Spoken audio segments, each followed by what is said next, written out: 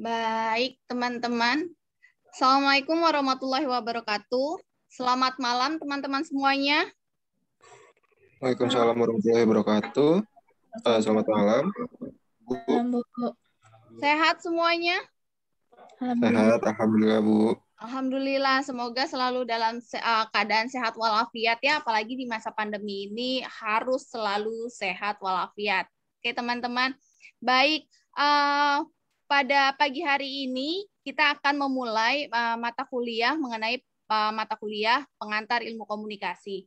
Di pertemuan ke-7 ini kita akan masuk ke materi mengenai model-model komunikasi. Apa saja sih model-model komunikasi itu? Tapi sebelum masuk ke model-model komunikasi, kita akan masuk dulu saya akan mengingatkan mengenai rancangan pembelajaran materi apa saja yang akan kita bahas di semester 1 di pertemuan ke-7 ini. Yang pertama adalah RPS pengantar ilmu komunikasi. RPS ini untuk CPL-nya berkontribusi dalam peningkatan mutu kehidupan bermasyarakat, berbangsa, bernegara, dan kemampuan peradaban berdasarkan Pancasila. Kemudian yang kedua adalah konsep teoritis mengenai komunikasi secara umum. Yang ketiga adalah kemampuan menyusun hasil dan proses kerja secara akurat dan sahih, serta mengkomunikasikannya hasilnya secara efektif kepada pihak-pihak yang membutuhkan.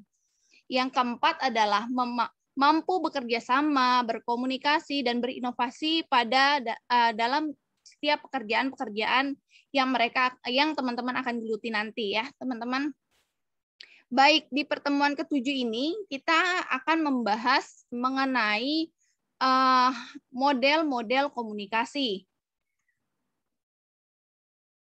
Model komunikasi. Model di sini adalah representasi dari suatu fenomena, baik yang nyata maupun yang abstrak, dengan menonjolkan unsur-unsur yang terpenting dari fenomena-fenomena tersebut. Itu menurut Mulyana 2007 halaman 131. Menurut Mulyana lagi di dalam bukunya di halaman 131 tahun 2007, model adalah referentasi dari suatu fenomena baik yang nyata maupun yang abstrak dengan menonjolkan unsur-unsur terpenting dari fenomena-fenomena. Sedangkan menurut Cangara, model adalah suatu gambaran yang sistematis dan abstrak, di mana menggambarkan potensi-potensi tertentu yang berkaitan dengan berbagai aspek dari sebuah proses. Nah, di buku Cangara juga, model sebagai cara untuk menunjukkan sebuah objek di mana di dalamnya dijelaskan secara kompleksitas suatu proses tersebut. Kemudian ada pemikiran dan hubungan antara unsur-unsur yang mendukung dari suatu proses-proses tersebut.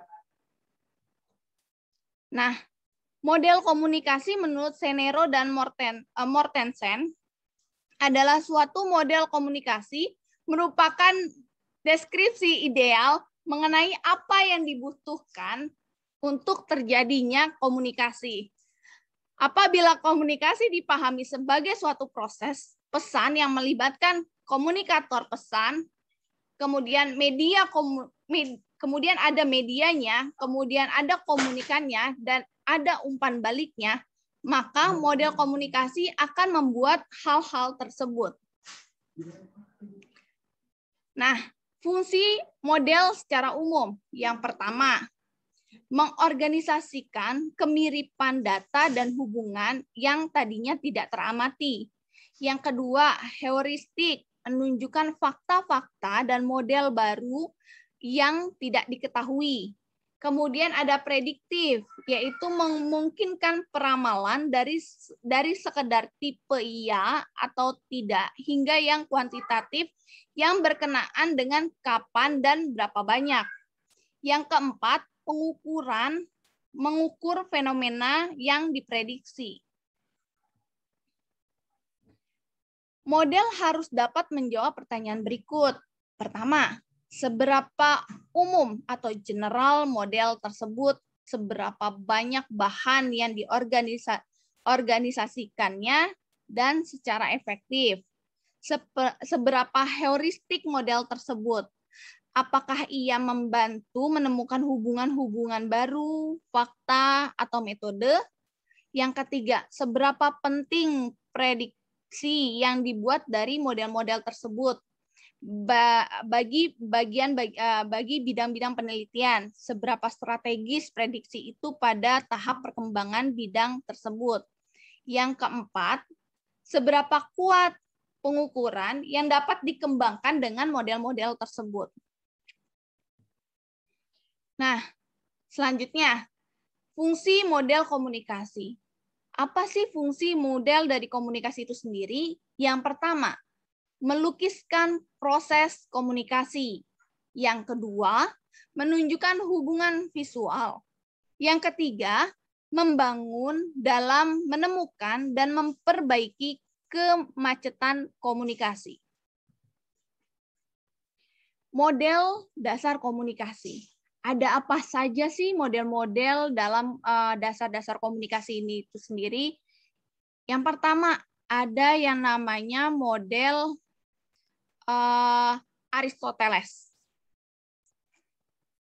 Apa itu model Aristoteles? Yang pertama, fokus komunikasi Aristoteles adalah komunikasi retoris yang sangat dikenal dengan komunikasi publik atau public speaking atau pidato. Itu model Aristoteles. Di situ komponennya ada pembicara, ada pesan yang akan disampaikan, kemudian setting pendengar, tempat lokasinya di mana. Itu yang akan dilihat dari model Aristoteles. Untuk model yang kedua adalah model Lasswell. Kalau model Lasswell ini sudah banyak atau udah sering banget kita dengarkan atau kita baca di bukunya Prof. Dedi Mulyana mengenai komunikasi suatu pengantar. Di dalam bukunya, model Lasswell ini selalu dibahas, yaitu siapa, mengatakan apa, melalui apa, kepada siapa, dan apa akibatnya, apa yang akan terjadi. Lasswell melihat bahwa suatu proses komunikasi selalu mempunyai efek atau pengaruh. Model Lasswell banyak menstimuli riset-riset komunikasi massa dan komunikasi politik. Yang ketiga, kritik yang paling mendasar terhadap model Lasswell ini adalah terlalu menekankan efek atau pengaruh tanpa memperhatikan atau mengabaikan umpan balik. Yang keempat, model Lasswell memiliki fungsi sebagai pengawasan lingkungan, korelasi berbagai bagian terpisah dalam masyarakat yang merespon lingkungan, dan transmisi warisan sosial. Itu untuk model Lasswell. Jadi biasanya model Lasswell ini sering banget banyak di riset-riset komunikasi massa atau komunikasi politik. Gitu teman-teman. Nah, yang ketiga adalah model Shannon and Weaver. Di sini model Shannon ini menjelaskan bahwa proses komunikasi dimulai dari sumber yang menciptakan pesan, kemudian ditransmisi melalui saluran kawat atau gelombang udara. Yang kedua, pesan ditangkap oleh penerima yang merekonstruksi kembali sinyal itu sampai kepada tujuan atau destination. Tujuan di sini adalah yang menjadi sasaran dari pesan. Yang ketiga, salah satu unsur yang paling penting dalam komunikasi Shannon-Weaver ini adalah gangguan atau noise ya teman-teman. Komunikasi dapat berhasil dengan baik apabila gangguan dapat diatasi. Jadi kalau menurut Shannon dan Weaver ini, ya fokusnya adalah gangguan. Jadi semakin sedikit noise, nah komunikasi itu akan berjalan dengan baik. Jadi harus kita hindari nih noise, dan noise gitu ya teman-teman. Jadi persepsi kita antara apa yang saya sampaikan ini juga bisa tersampaikan dengan baik teman-teman. Itu menurut model Shannon and Weaver ini. Yang terakhir adalah model S dan R, stimulus respon. Apa sih model stimulus respon ini? Yang pertama, model SR menggambarkan komunikasi sebagai proses aksi-reaksi yang sangat sederhana. Yang kedua, model SR mengasumsikan bahwa kata-kata verbal, lisan, tulisan, isyarat nonverbal, gambar-gambar, dan tindakan-tindakan tertentu akan merangsang orang lain untuk memberikan respon dengan cara tertentu. Responnya ini berbagai macam, bisa itu respon positif atau respon negatif, gitu ya teman-teman. Nah, sampai di sini untuk penjelasan mengenai model-model komunikasi. Sebelumnya, saya akan memberikan beberapa pertanyaan, 2 pertanyaan untuk teman-teman semua di sini. Yang pertama adalah apa sih model Lasswell? Mengenai model Lasswell tadi sudah dijelaskan ya teman-teman, apa itu model Lasswell. Saya pengen Yuda yang menjawab pertanyaan mengenai model Lasswell. Apa sih model Lasswell, Yuda? Bisa dijelaskan kembali nggak kepada teman-teman? Silakan, terima Yuda. kasih. Terima kasih Bu atas kesempatannya. Dari yang telah Ibu sampaikan tadi mengenai teori Lasswell ya Bu. Iya, teori Teori Lasswell. Lasswell itu dari teori Lasswell itu sendiri, yang pertama adalah sebuah model yang digunakan ketika komunikasi massa dan juga komunikasi politik ya, itu untuk fungsinya. Sementara dari 5 tadi ada 5 rangkaian. Yang pertama adalah siapa sih yang akan siapa orang yang memberikan pesan tersebut. Lalu dari siapa orangnya adalah yang kedua adalah isi dari pesan tersebut itu apa. Lalu yang ketiga setelah isinya adalah di mana atau platform apa yang kita gunakan untuk menyampaikan pesan tersebut. Lalu yang keempat adalah siapa yang menerima pesan tersebut. Dan yang terakhir adalah apa yang terjadi atau dampak apa yang terjadi oleh penerima pesan tersebut. Itulah yang nanti akan menjadi acuan atau perubahan perilaku yang menjadi acuan suksesnya pesan tersebut tersampaikan atau tidak. Terima kasih. Terima kasih Yuda untuk jawabannya. Wah, keren banget Yuda ya bisa menangkap penjelasan dari saya tadi, walaupun kayaknya saya ngejelasinnya agak kecepatan ya teman-teman, ya mohon maaf gitu ya. Baik, pertanyaan selanjutnya pertanyaan selanjutnya mengenai fungsi model komunikasi. Tadi sudah dijelaskan mengenai fungsi dan model komunikasi. Coba Syifa, bisa tidak jelaskan fungsi dan model komunikasi itu seperti apa? Silakan Syifa.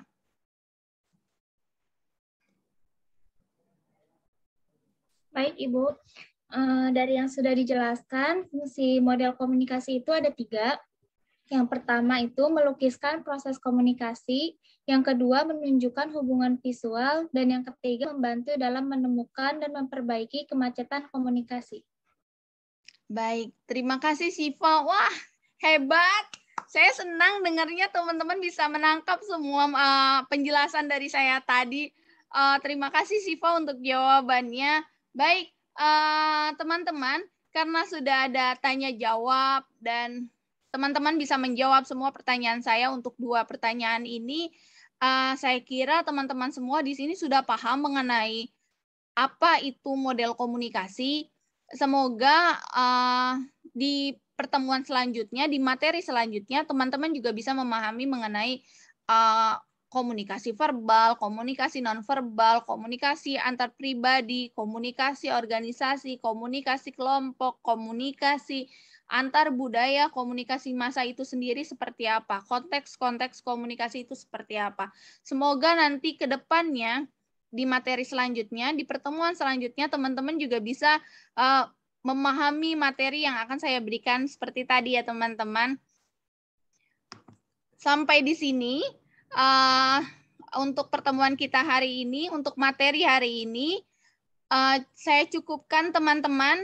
Kita ketemu lagi minggu depan dengan materi yang berbeda. Saya izin undur diri dulu. Semoga teman-teman di sini semua sehat selalu.